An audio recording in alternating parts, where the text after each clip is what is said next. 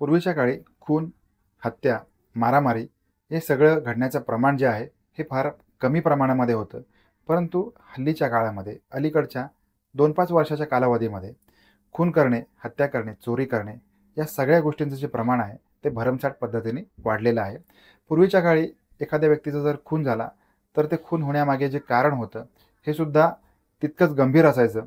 परंतु आजकालच्या काळामध्ये खून, हत्या यासारखे जे प्रकार आहेत, हे प्रकार अगदी क्षुल्लक कारणावरून आपल्याला होताना दिसतात.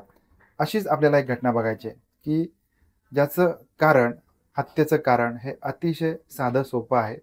कोणीही व्यक्ती एखाद्या छोट्या कारणावरून किंवा अशा प्रकारच्या छोट्या कारणावरून हत्या किंवा खून झाली असेल, याच्यावरती विश्वास ठेवणं केवळ दुरापास्त गोष्ट आहे.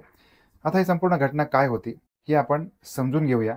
कारण आपल्या अवतीभोवती अशा स्वरूपाच्या, अशा मानसिकता असलेली लोकं फिरत असतात, वावरत असतात. त्यांच्यापासून जपून राहणे, आपली स्वतःची काळजी घेणे, आपल्या परिवाराची काळजी घेणे, ही देखील आपली एक प्राथमिक गरज बनलेली आहे. घटना घडलेली आहे जळगाव जिल्ह्यामध्ये. जळगाव जिल्ह्यामध्ये एरंडोल तालुका आहे. याच्यामध्ये एक रिंगणगाव नावाचं एक गाव. या रिंगण गावामध्ये एक व्यावसायिक आहेत. त्यांचा व्यवसाय आहे हार्डवेअरचा.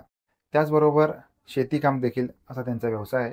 दोन्ही धंदे एकमेकाला पूरक म्हणून त्यांचा व्यवसाय ते करत असतात. त्यांना एक 14 वर्षाचा मुलगा आहे आणि अधेमध्ये ज्यावेळेला वेळ मिळेल त्यावेळेला हा मुलगा देखील त्यांच्या या हार्डवेअरच्या दुकानामध्ये बसत असतो. आता एके दिवशी हा जो मुलगा आहे, हा मुलगा अचानक गायब झालेला आहे. कुठेही सापडत नाही आहे. आता या दरम्यान त्या दिवशी रिंगणगावचा बाजार असल्यामुळे हा मुलगा बाजारामध्ये गेलेला असेल, कुठेतरी इकडे-तिकडे मित्रांसोबत गेलेला असेल. त्यामुळे त्याची घरच्या मंडळींनी इकडे-तिकडे शोधाशोध केलेली आहे. परंतु या 14 वर्षीय बालकाचा, अल्पवयीन बालकाचा कोणत्याही प्रकारे सुगावा लागत नसल्यामुळे मग आता सगळ्यांना भीती वाटायला लागलेली आहे. त्या मुलाची काळजी वाटायला लागलेली आहे आणि त्याच्यामुळे मग त्यांनी तातडीने जवळच्या पोलीस स्टेशनमध्ये या गोष्टीची वर्दी दिलेली आहे. आता पोलिसांनी देखील तक्रार नोंदवून घेतलेली आहे. पोलीस कामाला लागले आहेत.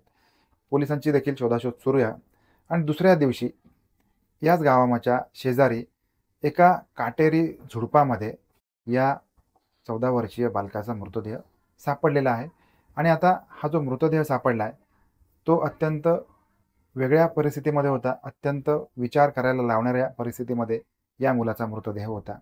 तर याच्या गळ्यावरती चाकूने वार केलेले होते आणि अंगावरती देखील मारहाणीच्या खुणा होत्या. सर्वप्रथम पोलिसांना नरबळीचा संशय आलेला आहे. पोलिसांना असं वाटलंय, की एका 14 वर्षाच्या अल्पवयीन बालकाचा अशा प्रकारे मृतदेह सापडणे म्हणजे हा नरबळीचाच प्रकार असावा. परंतु आजूबाजूला कोणत्याही प्रकारे नरबळीची पूजा किंवा अशा स्वरूपाच्या गोष्टी सापडलेल्या नाहीत. त्याच्यामुळे आता पोलिसांचा जो तपास आहे, हा दोन्ही बाजूंनी सुरू झालेला आहे. होतं कसं, की अशा प्रकारचे जे गुन्हे घडतात, त्यावेळेला पोलिसांसमोर आव्हानं असतात. कारण गावच्या ठिकाणी CCTV असतील किंवा अत्याधुनिक ज्या तपास यंत्रणा असतात, त्या यंत्रणा वापरणं शक्य नसतं किंवा CCTV सुद्धा जागोजागी नसतात. त्याच्यामुळे एक आव्हानात्मक असा हा तपास पोलिसांसमोर आलेला आहे.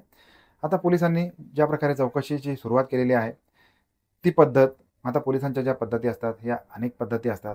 या सगळ्याच गोष्टींचा जो चर्चा आहे, ही या प्रसारमाध्यमांमध्ये करताही कामा नये. परंतु पोलिसांनी आता हा जो बालक आहे, याच्या बालकाच्या हालचाली, त्याच्या आवडी जे काही असतील, त्या पद्धतीने तपास करायला सुरुवात केलेली आहे. हा दिवसभरामध्ये कोणाशी बोललेला आहे किंवा कुठल्या ठिकाणी गेलेला आहे, या सगळ्या गोष्टींची पोलिसांनी चौकशी केलेली आहे. त्यावेळेला एक गोष्ट पोलिसांच्या लक्षात आलेली आहे, की सकाळच्या वेळेला हा जो मुलगा आहे, याचं भांडण काही व्यक्तींसोबत झालेलं आहे आणि हे व्यक्ती परप्रांतीय होते. म्हणजे मध्य प्रदेशातून या भागामध्ये कामासाठी आलेले होते. त्यांची नावं अशी आहेत हरदास वास्कले, सुरेश खरते आणि रिचार्डिया कटोले. अशा स्वरूपाचे हे 3 तरुण यांची आणि या 14 वर्षीय बालकाचे भांडण झालेलं होतं आणि भांडणाचं कारण देखील अत्यंत क्षुल्लक होतं.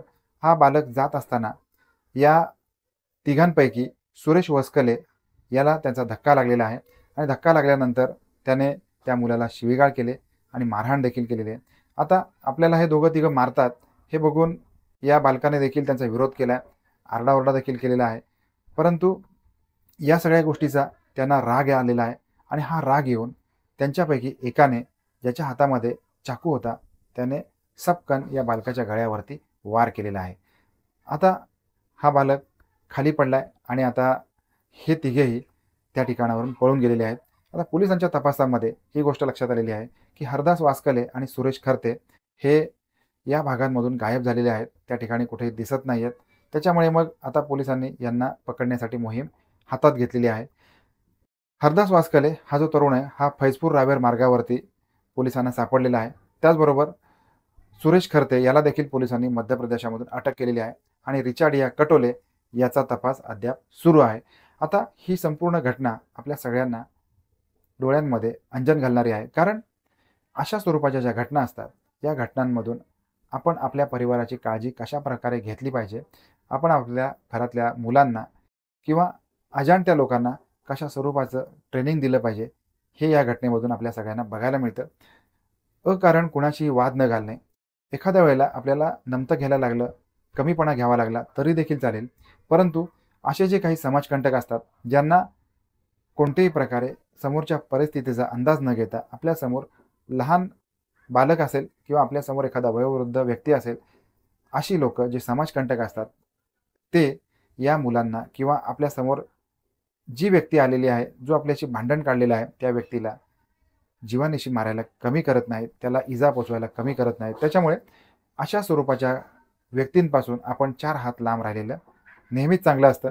आता खरं तर ह्या लहान बालकाला या गोष्टी सगळ्या गोष्टी समजणे हे शक्य नव्हतं. त्यामुळे या बालकाच्या बाबतीमध्ये अशी विकृत आणि वाईट घटना घडलेली आहे. परंतु या घटनेमधून आपल्याला शिकण्यासारखं हेच आहे की आपण आपल्याकडच्या लहान मुलांना किंवा ज्यांना या गोष्टी कळत नाहीत त्या सगळ्यांना अशा स्वरूपामध्ये ट्रेनिंग देणं ही काळाची गरज आहे. आपण भेटणार आहोत अशाच एखाद्या नवीन क्राईम स्टोरीमध्ये. तोपर्यंत काळजी घ्या. धन्यवाद.